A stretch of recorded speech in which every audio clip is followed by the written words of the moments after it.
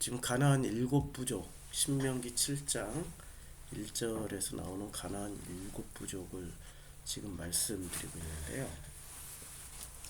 왜 일곱 족속일까? 우리가 이 문제를 한번 생각을 해봐야 되고요. 그리고 이 헷 족속, 기르가스 족속, 아모리 족속, 가나안 족속, 브리스 족속, 히위 족속, 여부스 족속. 제가 지난번에 말씀드릴 때 기르가스 족속은 자료가 없다 하고 이제 건너뛰었지 않습니까? 이 지식과 복음의 차이는 있잖아요. 지식은 반드시 찾아내서 끝까지 해결해야 되는 게 지식이에요. 복음은 하나님의 은혜가 여기까지인가 보다. 허락지 않나 보다. 내 눈에는 기르가스 족속 자손에 대한 그런 어떤 그 자료도 눈에 띄지 않고 내 능력밖에 어떤 것이 있기 때문에 여기는 허락하지 않나 보다 하고 건너뛰면 되는 거거든요. 그런데 목사가 만약에 신이 되어 있거나 설교자나 성경을 가르치는 사람이 신처럼 보여지기 원한다면 반드시 찾아서 무리수를 두어서라도, 무리수라는 게 맞지도 않는 얘기를 한다는 얘기죠. 네. 무리수를 두어서라도 반드시 해석해서 가르쳐야 된다라는 사명감을 가지게 됩니다. 어느 게 은혜 안에 있는 사람입니까? 그냥 안 왔으면 그만인가 보다 이렇게 맞춰야 되는 거죠. 제가 그런 태도와 자세로 지금 이 일곱 부족을 다루고 있습니다. 주시는 만큼, 허락하시는 만큼, 가게 동행해 주시는 만큼만 하는 게 제 역할이고 저의 기본적인 마인드거든요. 그래서 반드시 찾아서 해결을 할 수도 있지만은 하지 않는 게 제가 하나님의 은혜를 체험하는 일이거든요. 이 마찬가지가 은사입니다. 은사는 1년 365일 24시간 내내 머무는 게 은사가 아닙니다. 은사는 머물 때도 있고 은사가 사라질 때도 있어요. 그것은 하나님이 결정하시는 거지 우리가 결정하는 게 아니에요. 근데 사람들은 그 은사가 임하면 24시간 365일 내내 임한다라고 착각을 합니다. 결코 그렇지 않아요. 하나님의 필요에 따라서 은사가 있게도 되고 없게도 되고 하는 거거든요. 그러니까 모든 기준이 하나님이지 나 자신이 기준이 되어서는 안 된다라는 겁니다. 그게 은사이든 또 가르치는 것도 은사 아닙니까? 그게 바로 가르치는 은사도 마찬가지인 거거든요. 주시면 전할 수 있는 거고 안 주시면 건너뛰면 돼요. 그리고 꼭 내가 전해야 된다라는 그런 부담감도 없는 거죠. 나에게 허락하지 않으면 누군가가 전하겠구나. 하나님을 신뢰하니까 그렇게 전해주실 하나님을 신뢰하기 때문에 반드시 내가 안 해도 된다. 얼마나 자유롭습니까? 진리 안에서 진리를 알지니 진리 안에서 너희가 자유케 되리라고 말씀하셨으니 저는 자유를 누리는 설교자 맞는 거죠. 근데 자유를 누리지 못하는 설교자들은 자유를 설교하면서도 본인들은 자유가 뭔지를 모르는 거예요. 이런 걸 넘어서지 못한다라는 거죠. 자, 이 은사의 대표적인 예가 사무엘입니다. 사무엘을 한번 찾아볼까요? 사무엘은 놀랄만하게 사무엘은 하나님의 은사를 어린 시절부터 체험하게 된 사람입니다. 그래서 이 사무엘이 이제 그 한나를 통해서 이제 드디어 태어나게 됐죠. 그런데 이 사무엘이 점점 자라매, 아이 사무엘이 점점 자라매 여호와 사람들의 은총을 더욱더 받게 됩니다. 그리고 이 사무엘이 어렸을 때 이제 아이 사무엘이 엘리 앞에서 여호와를 섬길 때, 그러니까 꼬마 때부터 제사장을 따라서 제사장을 섬기는 거죠. 카톨릭에서는 이런 아이를 복사라고 부르죠. 그래서 여호와의 말씀이 희귀했습니다. 그때는 엘리 제사장이 있을 때는 말씀이 희귀했다라는 것은 말씀이 있긴 있었으나 99%는 없었고 거의 1% 아니면 0.1% 정도밖에 없었다는 얘기죠. 그래서 이상이, 그리고 환상과 이상이 흔히 보이지 않았던 겁니다. 그러니까 거의 기적과 이적이 일어나질 않았어요. 예언도 없었고요. 엘리가 그만큼 타락했다라는 겁니다. 엘리가 그만큼 타락했고 타락의 결과가 2장에 있는 홈리와 비느하스로 나타난 거죠. 그래서 엘리의 눈이 점점 어두워가서 잘 보지 못하는 그때. 그러니까 엘리는 참 특이한 사람이에요. 환상과 이상을 말씀도 희귀했고 이상도 흔히 보이지 않았는데, 그러니까 이상이 흔히 보이지 않았으니까 기적이 일어날 수가 없는 거죠. 그런데 한나가 기도해서 애를 낳은 거예요. 그러니까 본인도 놀래요. 야, 너는 술 취해서 그러냐? 그랬더니 아닙니다. 내가 기도해서. 그랬더니 간절히 기도하던 한나가 임신을 덜컥해서 애를 낳고 그 애를 하나님께 바친다고 엘리한테 데려다 놓고 엘리한테 맡겨버린 거예요. 당신의 양아들로 삼아서 키우시라고. 그리고 어떻게든 하나님의 사람으로 나는 하나님께 바쳤으니까. 그래서 엘리는 그냥 애 하나가 생긴 거예요. 그런 걸 보면서도 엘리는 깨닫지 못하는 거예요. 야, 내가 능력이 있어서 그런가? 아니면 난 기도도 안 했는데 어떻게 애가 난. 자기 머리로 아무리 계산을 해도 이게 하나님의 은혜라는 걸 모르고 오직 야, 이건 내가 은사가 있어서인가? 아닌가? 있나? 없나? 이런 식으로만 생각을 했던 사람이 엘리였어요. 자, 이제 그런 엘리가 그가 자기 처소에 누웠습니다. 하나님의 등불은 아직 꺼지지 아니했어요. 그래서 하나님의 등불이 아직 꺼지지 아니했다라는 것은 놀라운 일입니다. 하나님이 아직 끄지 아니하신 거예요. 꺼지면 어떻게 됐을까요? 끝나는 거예요. 엘리도 끝나고 이스라엘도 끝나고 하나님 등불이 꺼졌다는 것. 누구 때문에 이 등불이 이어집니까? 한나와 사무엘 때문에. 이 그루터기를 남겨놓으신 거죠. 그래서 하나님의 궤는 법궤죠. 십계명이 담겨 있고 만나가 담겨 있고 아론의 쌍난 지팡이가 담겨 있는 하나님의 궤는 여호와의 전안에 누워 있어요. 전안에 그냥 모셔져 있던 이가 아니라 그냥 누웠어요. 여호와께서 사무엘을 부르시는지라. 여호와께서 사무엘을 부르시는 거예요. 드디어 사무엘은 뭐가 시작되는 거예요? 하나님의 음성을 듣기 시작하는 거예요. 어린 사무엘이. 근데 그가 대답할 때 내가 여기 있나이다. 엘레게로 달려가서 이르되 당신이 부르셨어. 처음 들으니까 이 음성이 하나님 음성인지 엘리 음성인지 아니면은 뭐 자기 부모 음성인지 모르니까 자기 어른한테 달려가서 엘리 제사장님이 부르셨습니까? 그러니까 자 보세요. 여호와께서 사무엘을 부르셨는데 이것을 누구의 음성으로 들었어요? 당신이 나를 부르셨기로. 그러니까 엘리의 음성으로 들었어요. 엘리가 불렀다고 생각했는데도 불구하고 뭐라고 대답을 해요? 내가 여기 있나이다. 그러니까 엘리와 사무엘의 관계를 아시겠죠. 엘리는 사무엘을 어떻게 생각했을까요? 엄청 끔찍하게 좋게 생각을 했겠죠. 왜? 두 자식은 홈리와 비느하스는 이미 말을 안 들어요. 말을 안 들어요. 엄청나게 말을 안 들어요.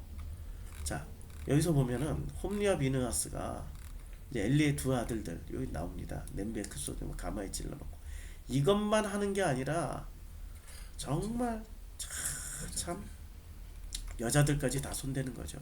기도하러 오는 여자들까지도 가만히 놔두질 않는 거예요. 내 입이 더러워질까봐 더 이상 심한 얘기를 안 할 테고. 그러다 보니 이 12지파 사람들이 12지파의 대표들이 어떻게 했겠습니까? 12지파의 대표들이 어떻게 했습니까? 온 이스라엘에 행한 모든 일과 수종 드는 여인들과 동침하였음을 듣고 이제 12지파 사람들이 와서 말을 했겠죠. 그러니까 그들에게 이르되 너희가 어찌하여 이런 일을 하느냐. 내가 너희 악행을 이 모든 백성에게서 들을 정도로. 그런데 이 정도로 자녀가 타락하고 악행을 저지르면 엘리가 제사장에서 물러나고 다른 후임을 세워야 되는데 엘리가 그러지 않는 거예요. 내 아들들아 그리하지 말라. 내게 들리는 소문이 좋지 아니하니라. 너희가 여호와의 백성으로 범죄하게 하는도다. 이게 지금 이 사람이 목회하는 방식이 어떻게 돼요? 자녀가 문제가 생기면은 그냥 이게 내 모습이구나 생각하고 자기가 회개하든 어떻게든 결단을 내리고 그만두든 해야 되는데 어떻게 해야 됩니까?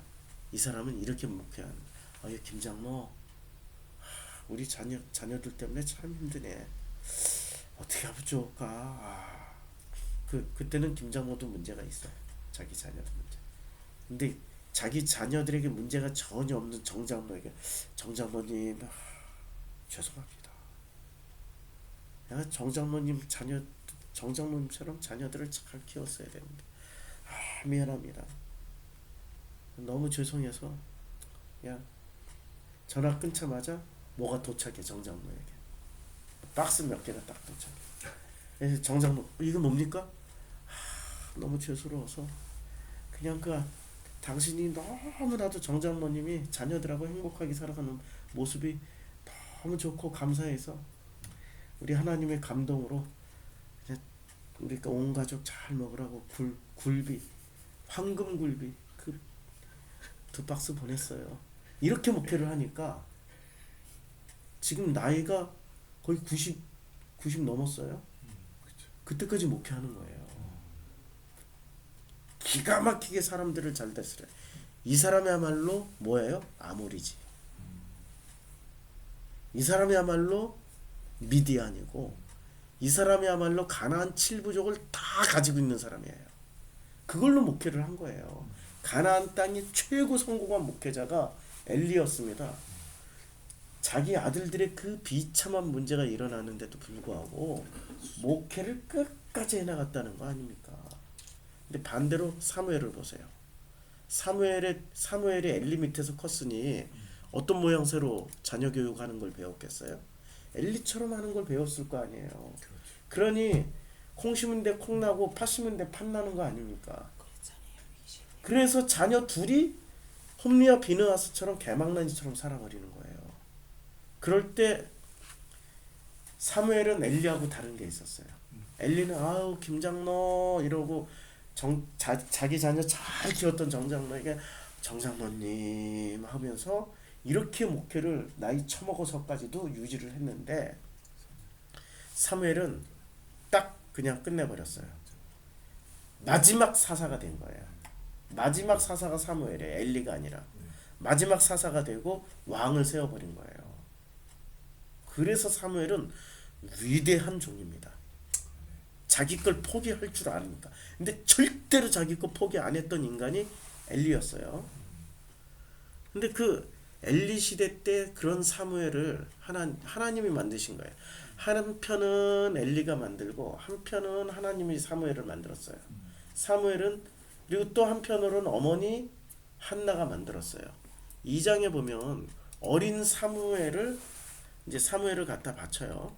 그래서 그 사무엘을 갖다 하나님께 갖다 바치고 엘리의 아들들은 행실이 나빠 여호와를 알지 못하더라 이렇게 나오는데 어린 사무엘은 어렸을 때 세마포 에봇을 입고 여호와 앞에서 섬겼어요. 그러니까 사실은 누가 섬겨야 돼요?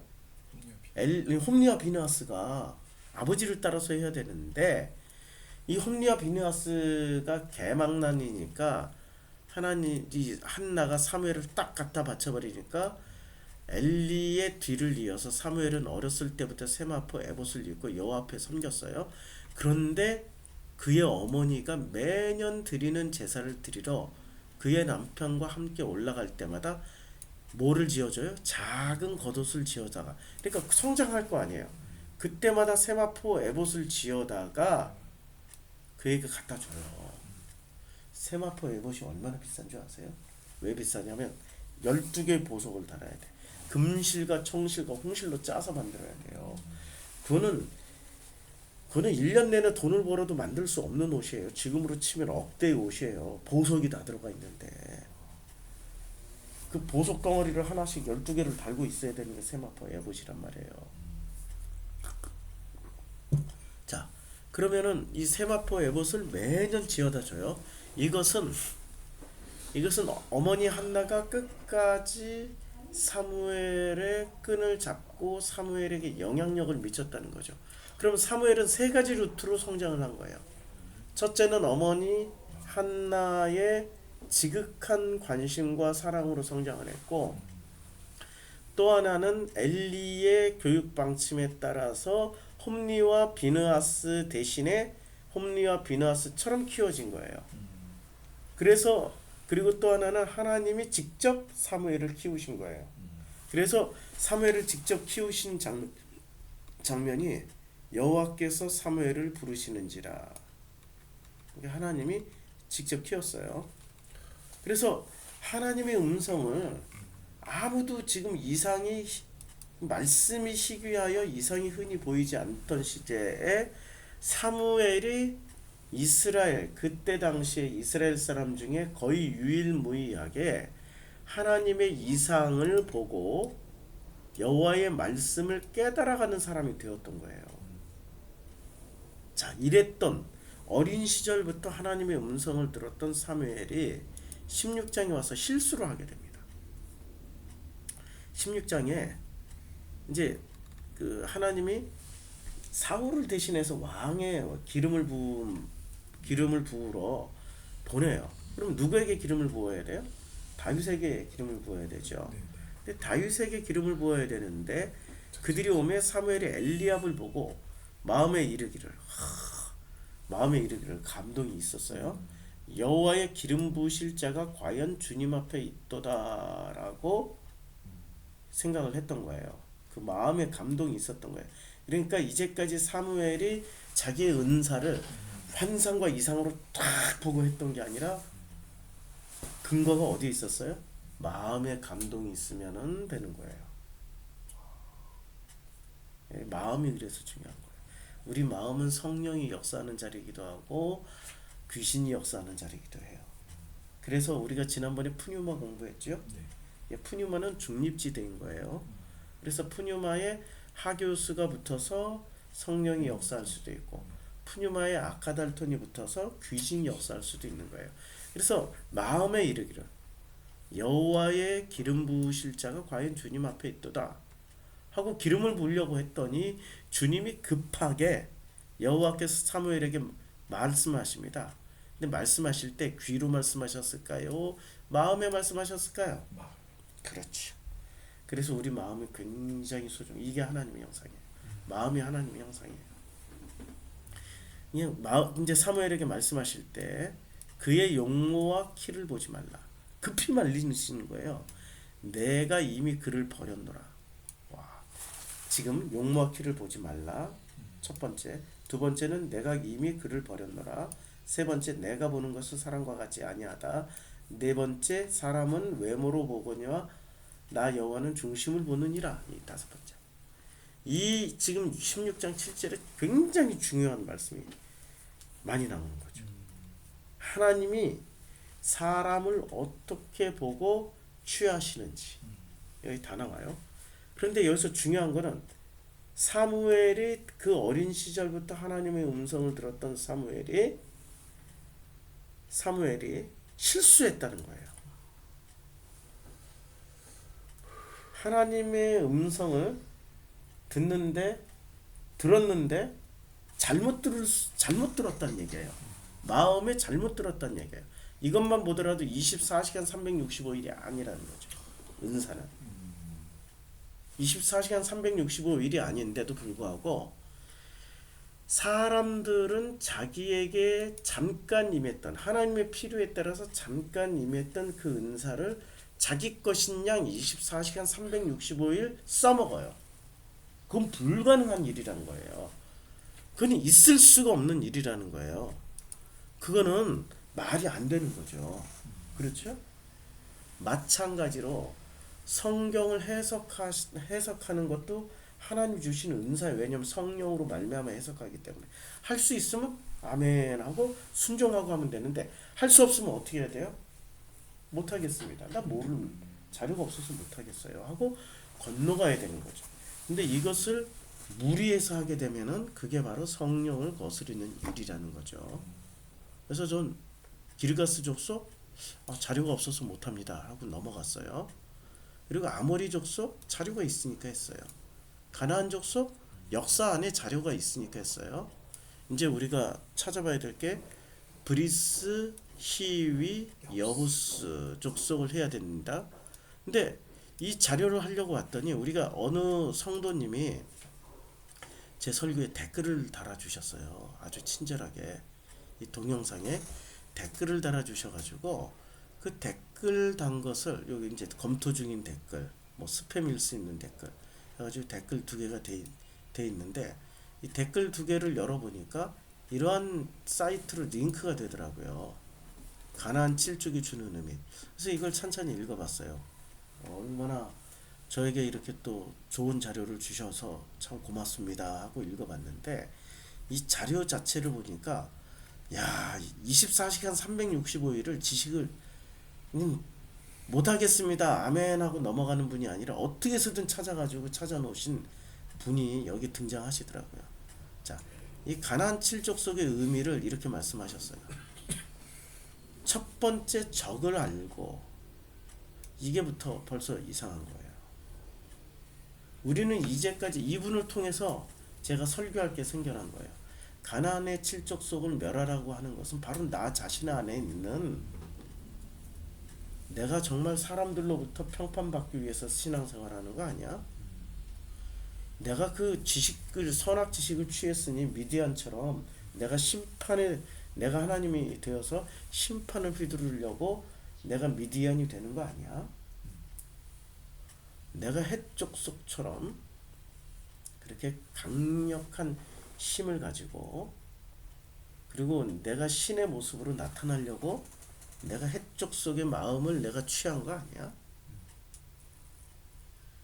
내가 여부스 족속처럼 그 타작마당, 선악 지식을 취한 사람으로서 선악 지식을 휘둘러서 타작마당, 종교적인 정죄 판단을 하려고 내가 그 땅을 취한 거 아니야? 이렇게 들어가면은 오케이예요. 왜냐면 우리는 선악 지식을 취한 사람이거든요. 그런데 벌써 첫 문장부터 적을 알고 우리 자신의 권세를 알면, 야, 여기에 벌써 보세요. 적과 아군으로 나뉘어요. 이게 바로 선악 지식이라는 거예요. 아직 생명으로 못 건너가는 거예요. 적을 알고 적과 아군을 나눈다라는 거죠. 적과 아군을 나누는데 능한 종교가 있지요. 그게 바로 이슬람 아니에요. 적은 죽여도 돼. 폭탄 테러를 일으켜서라도, 죄 없는 민간인이라도, 어린아이라도, 노인이라도 그냥 죽여도 돼. 이제까지 가나안 7부족을 이런 식으로 서구신학에 해석을 해왔기 때문에 기독교가 어떤 짓을 했냐고요. 인류사에 어떤 짓을 했냐고요. 그 땅에 들어가면 그 땅의 원주민을 가나안 7부족 쓸어버리지 싹 죽여버렸잖아요. 왜냐하면 적이니까. 그들은 우상 숭배하는 것들이고, 그들은 타락한 족속이야. 왜? 우상 숭배했기 때문에. 그거 하나로 싹 쓸어버리잖아요. 예수 모르니까 다 죽여버리고 그 땅에 예수 믿는 사람들로 가득 채우자. 그게 하나님이 사람을 당신의 형상으로 만드신 목적이 아니잖아요. 그것을 벌써 보세요. 첫 문장에서 적을 알고. 와, 그러니까 저는 이 첫 문장 읽을 때 그냥 섬뜩했습니다. 그리고 우리 자신의 권세를 알면, 와, 이것 때문에 기독교가 타락하는 거 아닙니까? 권세 얻기 위해서. 아니, 모세의 지팡이가 중요합니까? 모세가 중요합니까? 근데 모세의 지팡이를 알면 어떻게 하겠다고? 지팡이도 다 때려 죽이겠다고? 그런데 그 모세의 지팡이보다 모세가 중요하고, 그 모세가 왜 중요한지를 찾아가는 게 출애굽기 아니에요. 모세가 애굽에서 40년, 피난 생활 40년, 광야의 지도자 생활 40년을 통해서 지금 자기의 전 인생, 120년의 인생을 설명하고 있는 게 신명기인데, 그 신명기를 통해서 모세가 어떻게 해서 이렇게 건너오고 변화되고, 어떻게 이렇게 해서 하나님의 은혜 가운데서 이렇게 우리가 알게 됐는지를 깨닫게 되는 게, 이게 바로 우리 자신의 모습이라는 걸 알아야 되는데, 권세를 알면 어떻게 된다고요? 적과의 싸움에서 이긴다. 아니, 기독교가 지금 적이 누군데? 적이 내 옆에 있는 저 우상 숭배하는 놈이 적입니까? 내 자신, 내 안에 있는 선악 지식이 적입니까? 내 안에 있는 선악 지식이 적인 거죠. 적을 잘못 설정했어요. 직면을 하려고 하지 않고, 직면을 하지 않고 너만 죽이면 이 세상은 하나님 나라가 된다라고 생각하는 게 착각이라는 거예요. 그게 기독교가 2000년 역사 동안에 내내 저질러 왔던 잘못인 거죠. 진멸당해야 될 게 내 안에 다 있다라는 거예요. 내 마음이 깨어나지 못하게, 내 마음이 하나님이 형성되지 못하게 만드는 선악 지식으로부터 나오는 대표적인 마음이 가나안 7부족이라는 거지, 내가 가나안 땅에 들어가서 진멸을 해야 되는 그런 내 외부의 적이 아니라는 거예요. 내 내부의 적이죠. 이것은 영적인 싸움에서도 마찬가지다. 영적인 싸움이 뭐예요? 귀신하고 싸우는 거죠. 그럼 귀신 내 밖에 있다라고 말하는 거잖아요. 사탄이 내 밖에 있다라고 말하는 거잖아요. 내 밖에 있는 사탄하고 싸우면 뭐가 됩니까? 이게 바로 베레아, 김기동, 이게 바로 이재록이 귀신 쫓던 모습 아닙니까? 우리가 그렇게 이단이라고 판정해놓고 우리도 똑같이 그 짓을 저지르고 있다라는 거 아닙니까? 누구는 또 이단이 되고 누구는 또 그게 정통이 돼. 영적인 싸움을 하는. 도대체 기준이 뭐냐고. 그냥 기준이 없어요. 앞뒤로 안 맞아요.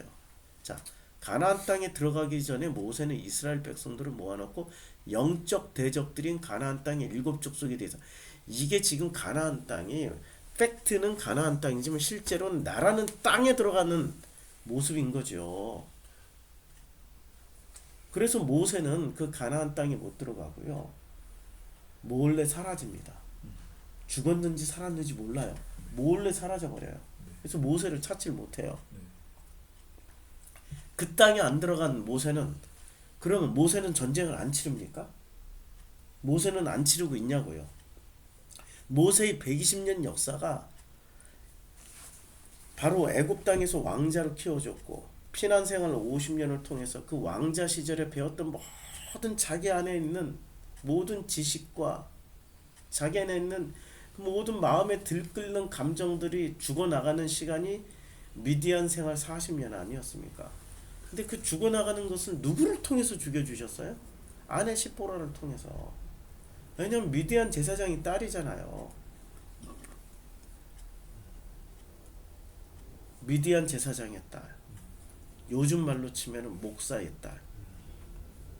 목사의 딸하고 살아보세요. 죽어나갑니다. 그 죽임당하던 시절이 40년이나 걸린 거예요. 그래서 아내 시보라를 어떻게 대해요? 아내 시보라를 부르지를 않아요. 백성의 지도자로 살면서도 아내 시보라를 혐오를 합니다. 부르지를 않아요. 자기가 충분히 불러서 영화롭게, 이제는 내가 이 정도 사람이야, 내가 이 정도 사람이 됐지, 난 무시하지 마 하고, 얼마나 40년 동안 무시를 당했으면 아예 부르지를 않는다니까요. 그러니까 아내 시보라가 어떻게 등장하냐면은 장인과 함께 자기의 두 아들 데리고 등장을 합니다. 두 아들 데리고 쫓아내지 않을 것 같으니까. 그리고 두 아들을 데리고 등장을 하니까 쫓아내진 않아요. 그러나 누구를 아내로 삼아버려요? 네. 구스 여인을 취해버립니다. 구스 여인 구두라를 취해가지고 시커먼 색이에요. 구스 여인이니까. 흑인 여자를 그냥 아내로 취해버려요. 십보라를 인정을 하지 않는 거죠. 그리고 그 아내가, 그 십보라가 아들 둘을 데리고 오는 걸로 십보라는 사라져버립니다. 끝나버려요. 그리고 그때 아내와 함께 등장했던 이드로는 있잖아요. 지겹도록 등장합니다. 그 이드로가 어느 정도로 지겹도록 등장하냐면, 자, 제가 민수기에서 이드로에 대해서 좀 민수기 강의할 때 굉장히 설명을 많이 했어요. 자, 출애굽기에 이드로가 쭉 등장하죠. 근데 이드로가 이름이 두 개예요. 이드로도 등장하고 호밥도 등장해요. 근데 이 호밥 시스템이 언제까지 존재하냐면은, 이 호밥이 사사기 4장 11장까지. 그러니까 여호수아가 끝나. 모세의 장인 호밥의 자손 중, 야, 호밥의 자손이에요. 겐 사람 헤벨이 떠나 게데스 가까운 사이나님 상수리 나무 곁에 이르러 장막을 쳤더라. 사사기 4장 11절 한번 찾아보죠. 사사기 4장을. 자, 4장에 보면 이제 에브라임 산지 라마 베델 사이 드보라의 종려 나무 아래 거저 그 이스라엘 자손은 그에게 나가 재판을 받아요. 이제 드보라 시스템이에요. 그런데 이제 바락이 그에게 이르되 만일 당신 나와 함께 가면 뭐 이렇게 쭉 하는데, 바락이 스불론과 납달리 게데스로 부르니 10,000명이 그를 따라 올라가고 드보라도 그와 함께 올라가요. 근데 모세의 장인 호밥의 자손 중 겐 사람 헤벨이 떠나 게데스 가까운 사아나님 나무 곁에 이르러 장막을 쳤는데, 아비노함의 아들 바락이 다볼산에 오른 것을 사람들이 시스라에게 알리며 시스라가 모든 병거 곧 철거 900대와 자기와 함께 있는 모든 백성을 하롯의 탁고임에서부터 기송강으로 모으고 드보라가 바락에 이르되 일어나라, 이는 여호와께서 시스라를 내 손에 넘겨주신 날이라 하고, 자, 여호와께서 바락 앞에서 시스라 그 모든 병과 그 온 군대를 칼날로 혼란에 빠져서 이제 시스라가 병거에서 내려 걸어 도망하게 만들어요. 그래서 바락이 그의 병거들과 군대를 추격하여 하롯셋 핫고임에 이르시니라. 온 군대가 다 카라 앞에 엎드러졌고 한 사람도 남은 자가 없었습니다. 시스라가 걸어서 도망하여 겐 사람 헤벨의 아내 야엘의 자마. 이제 겐 사람, 드디어 겐 사람은 누구예요? 겐 사람 헤벨은 호밥의 자손이에요. 호밥의 영향을 받은 사람이에요. 호밥이 이드로인가? 예, 이드로예요. 호밥의 다른 명칭. 예. 호밥이 이드로의 다른 명칭이에요. 자, 그래서 야엘에 나가 시스라를 이제 헤벨의 야엘의 장막에 이르렀고 시스라를 영접하면서 그에게 말하되 이불로 덮어서 시스라를 그리고 죽여버려요. 그렇죠? 그러면 아직까지 지금 사사기 시대까지 지금 400년이 지났는데도 어떤 시스템이 남아 있어요? 예, 호밥의 시스템이 남아 있었던 거예요. 이게 뿌리째 뽑히지 않으니까 가나안 7부족, 10부족이 살아남을 수 있었던 거죠. 끝까지 지겹도록 살아남아 있습니다. 누가요? 미디안의 제사장 시스템이 그대로 남아 있었던 거예요. 어떤 뿌리를 타고서라도 남아 있었더라는 거예요. 그러면 자손 중 겐 사람이라고 그랬어요. 겐은 이스라엘 족속 아니죠. 네. 이게 가나안 부족 사람입니다. 여하튼 이스라엘 시스템 내에서도 남아 있었고 가나안 땅에도 남아 있었고 미디안 땅에도 남아 있었던 이 호밥의 시스템은 지금 어디까지 남아 있었어요? 1000부장, 100부장, 50부장, 10부장 시스템은 로마군에게도 남아 있고 지금 현대 군인들의 지금 현대 2000년대 현대 군대 시스템에 그대로 남아 있는 거예요. 그리고 그게 어디에 남아 있어요? 이 사회의 기본적인 틀거리 아닙니까? 과장, 부장, 대리 시스템이 이게 지금 호밥의 시스템, 이드로의 시스템 아닙니까? 그대로 남아 있어요. 이 세상은 이 이드로의 시스템으로 세팅되어 있는 거예요. 이 뿌리를 뽑아내지 못한 게 인류사이고요. 자, 그래서 이제 신명기 7장으로 다시 들어가면 오늘 우리가 공부해야 될 게 브리스 족속. 우리 관점을 분명히 잡아야 됩니다. 근데 이 관점을 분명히 잡고 이 관점은 있잖아요. 이렇게 그 적과 아군으로 나누고 그리고 이게 그 자신의 권세로 이걸 인식하고 들어가면은 안 된다라는 겁니다. 이건 영적인 싸움이 어디서 일어나는 게 내 외부에서 일어나는 게 아니라 내 자신에게서 일어나는 거예요. 가나안 땅은 나라는 존재예요. 그래서 나라는 존재이기 때문에 지난번에 가나안 땅을 어떻게 제가 설명했어요? 그 가나안 땅에 막벨라굴이 있었고 그 가나안 땅에 묻혀야 되고 주님은 그 가나안 땅 갈대 우르에서 꺼내서 가나안 땅으로 보냈고 그 가나안 땅을 그 가나안 땅에 가서 그 가나안 땅에 묻혔고 예수도 그 가나안 땅에 묻혔고 결국에는 우리 모두가 묻혀야 되는 땅이 가나안 땅에 예수 믿는다면은 예수의 십자가가 골고다 언덕 그 골고다 언덕이 가나안 땅에 세워진 것이고 그 가나안 땅에 세워졌던 예루살렘 성전이 무너졌고 조상들의 무덤처럼 그 거기 무너졌고 무너져서 무덤이 돼버린 거지요. 그럼 가나안 땅은 누구의 죽음을 거기에 거기에 브리스 족속, 히위 족속, 헷 족속, 기르가스 족속, 아모리 족속, 가나안 족속을 죽이는 게 아니고요. 그것이 내 무덤이다라고 생각해야 되는 게 가나안 땅이라는 거죠. 그게 가나안 족속이고요. 가나안 족속이 바로 나라는 것을 말씀해주고 있는 건데 외부의 적으로 삼는 거죠. 이게 아주 굉장히 큰 문제인 겁니다.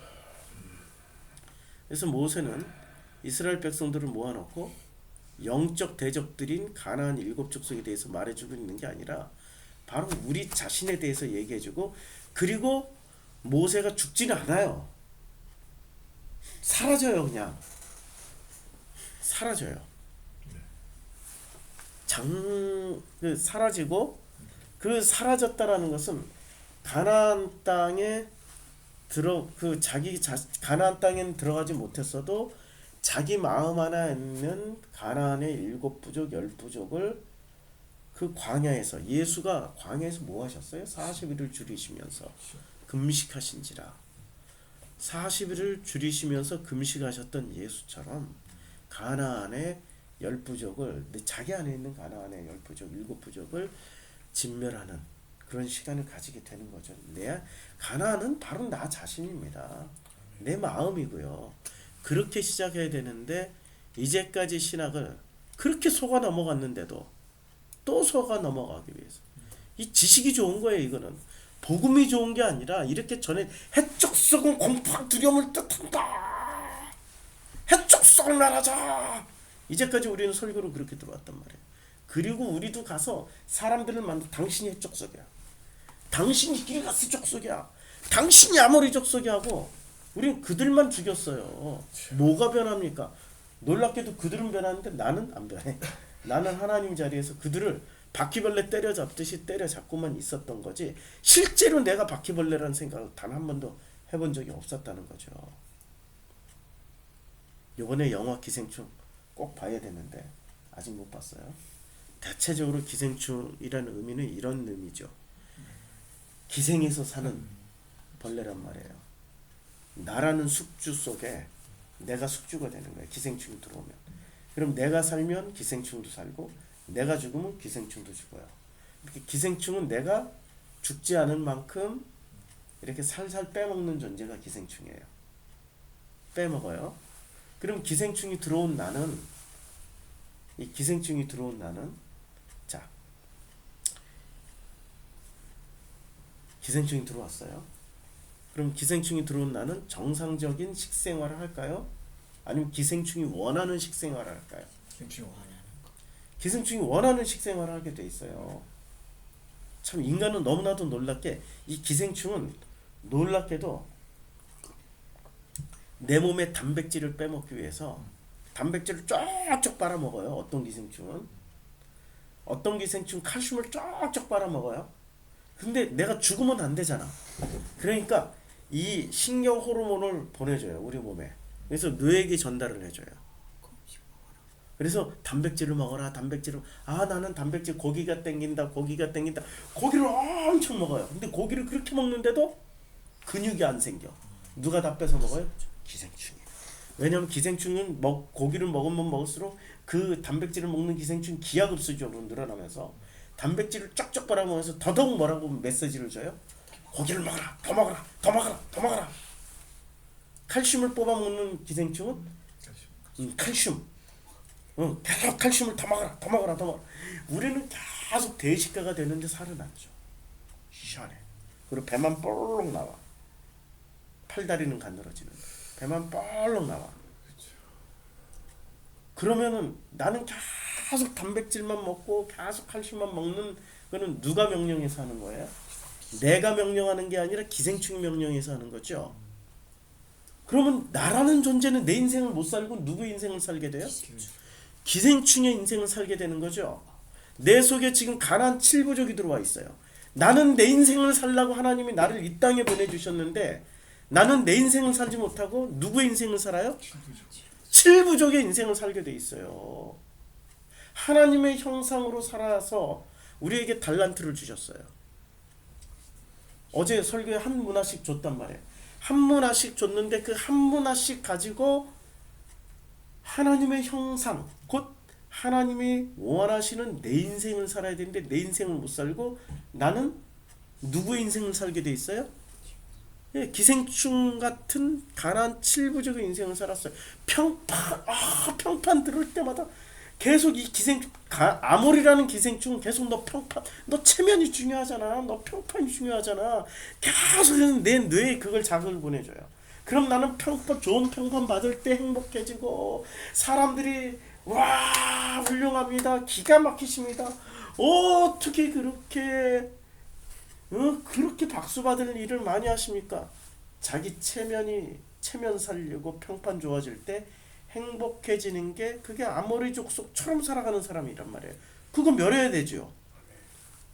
가나안 결국은 내가 죽어야 되는 땅에 나는 죽이지 않고 계속 남을 죽여서 식량을 삼아요. 기생충처럼. 그게 우리들이었단 말이에요. 여부수죠. 내가 정말로 하나님께 진심으로 예배드려야 되는데 나는 예배 안 드리고 뭐를 가지고 예배를 드려요? 여부수족은 타작마당 아니에요. 나에게 들어왔던 종교심을 가지고 판단, 정죄, 심판하면서 하나님 나 잘 살고 있지요. 역시 내 이 말씀대로 오늘 여러 놈 때려잡았습니다. 새벽기도 나오라고, 헌금하라고, 성경 읽으라고 여러 놈 때려잡았습니다. 나 정말 잘 가고 있죠. 이게 여부수족이란 말이에요. 그게 기생충이란 말이에요. 내 안에 있는 기생충은 박멸해야지. 그래야 내 인생을 살아가는데 우리는 가만 보면 우리 인생을 못 살단 말이에요. 우리 인생을 살아갑시다. 아멘. 하나님이 달란트 다 주셨고요, 문화 다 주셨어요. 아멘. 내 인생을 살아야 그게 남는 거지. 내 인생을 못 살고 기생충 인생을 살면 수건에 싸서 놔두는 꼴이 되는 거고요, 땅속에 묻어놓는 꼴이 되는 겁니다. 그래서 불의한 종이 되는 거예요. 우리 인생 살아가야죠. 그래서 그런 관점에서 가나안 7부족의 의미를 찾아겠습니다. 오늘은 여기까지. 벌써 40분 됐네.